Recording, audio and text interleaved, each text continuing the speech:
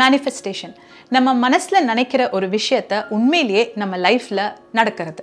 So manifest பண்ணணும் அப்படின்னா ஒரு 7 சிம்பிள் ஸ்டெப்ஸ் ஒரு இதில் படித்தேன். ஸோ அதை உங்களோட ஷேர் பண்ணுறேன். ஃபர்ஸ்ட் திங், பி கிளியர் இன் விஷன்.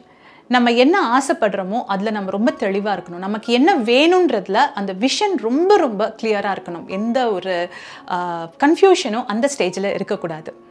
ரெண்டாவது, ரிமூவ் ஃபியர் அண்ட் டவுட்.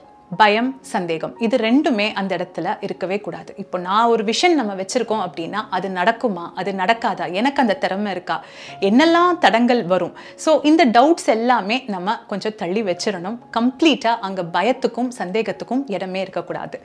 மூணாவது, நம்மளோட ஒவ்வொரு நாள் நம்மளோட பிஹேவியர், நம்மளோட நடத்தை எப்படி இருக்குது, நம்ம செய்கிற ஒவ்வொரு காரியங்களும் அந்த விஷனை நோக்கி இருக்கான்னு நம்ம பார்க்கணும்.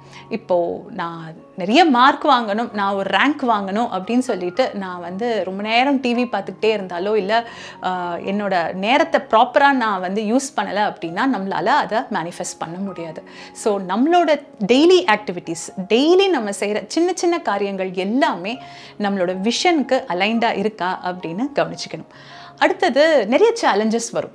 ஸோ இது ஒரு ஜேர்னி தானே. இந்த ப்ராசஸில் நம்ம ஒரு கோல் செட் பண்ணியிருக்கோம் அப்படின்னா ஈஸியாக அச்சீவ் பண்ணுற மாதிரி இருக்காது. எல்லாருக்குமே அவங்கவுங்க லைஃபுக்கு ஏற்ற மாதிரி சேலஞ்சஸ் வரும். ஸோ அந்த சேலஞ்சஸ் எல்லாத்தையுமே நம்ம ஹேண்டில் பண்ணும் பொழுது நம்ம மைண்டில் அந்த கோலுக்கு சின்சியராக நம்மளால் முடிஞ்ச வரைக்கும் ஒரு உழைப்பை கண்டினியூஸாக போட்டுக்கிட்டே இருக்கிறது.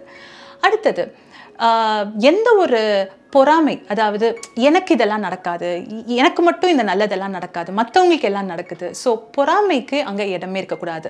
பேசிக்கலி ஒரு விஷயத்தை மேனிஃபெஸ்ட் பண்ணுறோம் அப்படின்னா பாசிட்டிவான எனர்ஜியை நம்ம அட்ராக்ட் பண்ணுறோம்.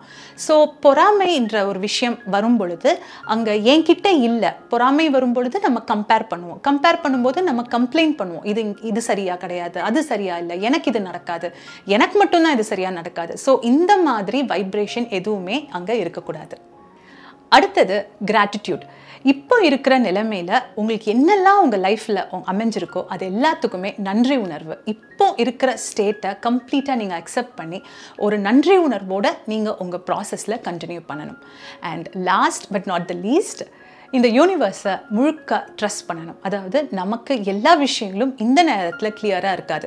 நம்ம மைண்டில் இருக்கும், சந்தேகம் எல்லாமே இருக்கும். ஆனால் நம்மளுக்கு தெரியாத விஷயங்களும் நம்மளால் புரிஞ்சிக்க முடியாத விஷயங்கள் மேலே கூட அதிகப்படியான நம்பிக்கை வைக்கிறது. நல்லது தான் நடக்கும், நான் என்னோட உழைப்பு போடுறேன், இதுக்கு சரியான ஒரு பலன் என்னைக்காவது ஒரு நாள் கண்டிப்பாக கிடைக்கும் அப்படின்ற ஒரு முழு நம்பிக்கையை பில்ட் பண்ணுறது.